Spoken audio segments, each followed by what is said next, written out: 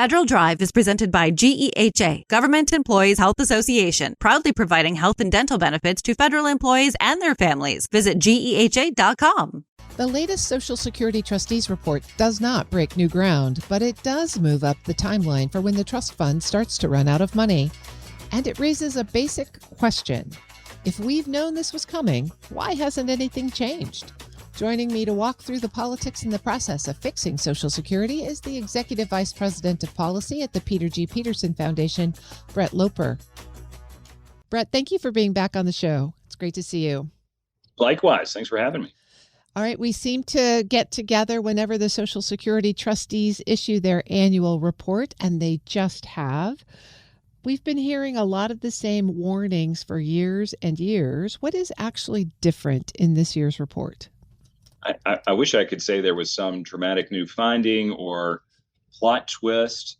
The reality is that the numbers are relatively similar to what they were last year and the year before that and year before that. So, there's some nuances around changes as a result of policy choices made in recent legislation. So there were some small changes as a result of tax policies that were enacted as part of the One Big Beautiful Bill in 2025. But the punchline is really the same.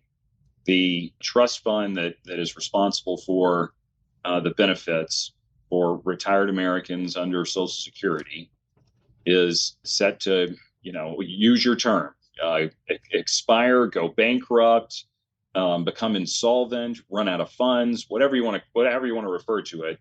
It goes belly up in 2032. And under current law, the way the program is structured, once that occurs, there is an across-the-board cut of benefits.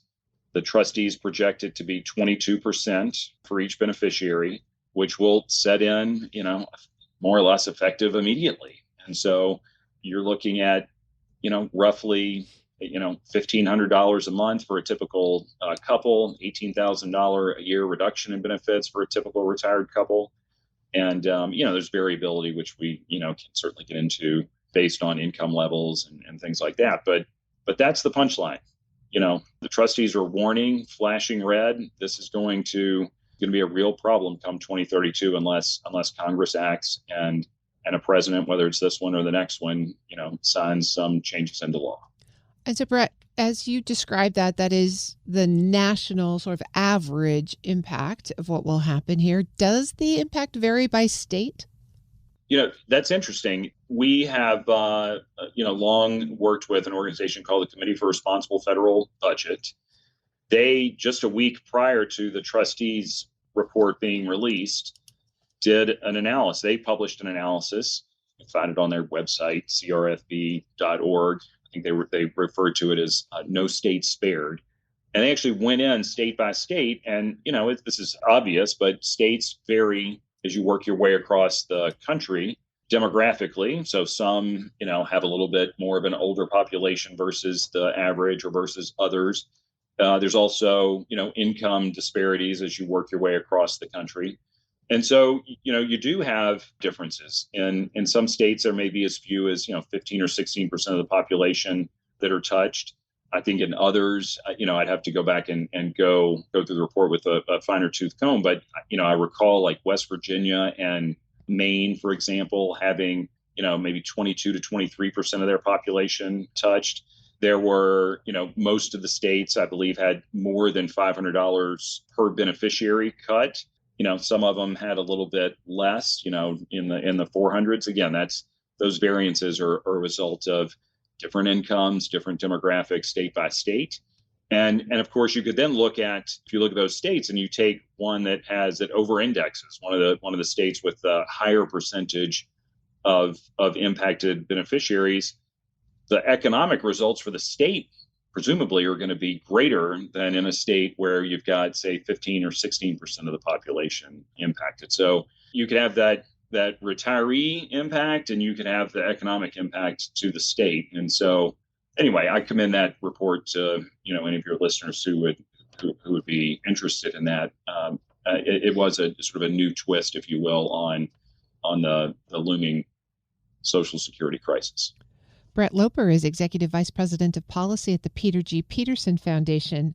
Brett, as you're walking through those numbers, I mean, a monthly reduction of between $500 and $1,500 is real money out of people's pockets. And as we're living through a time where affordability is the byword, what are the political ramifications of this when you think about why we can't get Congress to actually take action? What would it take?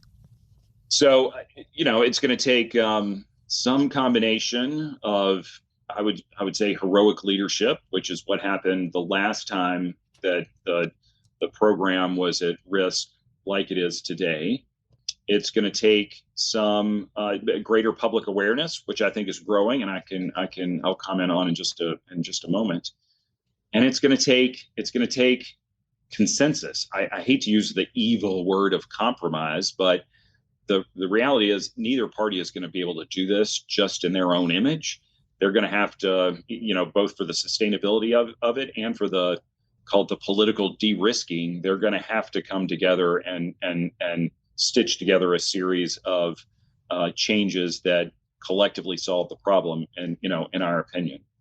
The comment I was going to make about heroic leadership and what happened the last time was 1983, and at that point in time there was a commission that had been appointed by President Reagan, led by eventual chair of the Federal Reserve. He wasn't the chair of the Federal Reserve at the time, Alan Greenspan.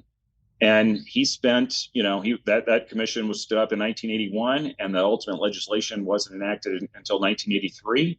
But there was an understanding between President Reagan and the then Democrat Speaker of the House, Tip O'Neill, that the commission was going to they were going to let the commission have space. They were going to see what the commission reported, and then they were going to, kind of negotiate from that work product. And that's more or less what they did. The Senate was controlled by Republicans in 1983, and they were, somewhat deferential to the president to give him space to negotiate. And ultimately, the two key leaders were Tip O'Neill and Ronald Reagan. But it was that commission that really was the instigator. And so, again, if you kind of point to the necessary ingredients, it's leadership, leader in Congress, leader with the president, leadership with the president, some consensus forming, a range of ideas. There was several changes that were made. There wasn't one silver bullet, and that ultimately pulled things together. If you give me just one more minute, I'll also mention the sort of the public trust, public awareness element of this. We recently commissioned some polling, which has not been publicly released yet, but we intend to do so shortly. But I'll give you one little nugget from that. We asked the question, or the pollster asked the question, are you aware that this cut is coming, that this Social Security program is at risk? And only 30% of the public had any awareness. Forget about specific details of the challenge, but any awareness whatsoever. And so they didn't view need. When you ask them, and there's not much knowledge of it, not an overwhelming number of people say any changes to the program are necessary. But the moment you give them that fact, did you know that this crisis is coming in 2032? Their desire for action skyrockets. We have a polling figure, 96% of voters, once they're aware, want a candidate to produce a plan so that they know that they're on this, and they want, and they're prepared to get to an outcome. So again, long way of pulling together the theme of you're going to need some leadership, you're going to need some public awareness, and you're going to need most likely need a broader based solution. Well, 2032 is going to be within the term of most of the Senate, whether they're being reelected in this cycle or up over the next couple. So everybody in the Senate is going to have to deal with this. Who might you see as an emerging heroic leader, and what's their portfolio of options here? An important question. So where can some of the leadership emerge? So you have some members who have spent time working on this. So I'll give you, the best example from the current Senate. Bill Cassidy of Louisiana has been almost a lonely voice in encouraging his colleagues to work on this. He's recruited some fellow senators like, Angus King of Maine, Senator Kane in Virginia, who've also, tried to begin to have some quiet conversations about some type of way to develop broader-based solution.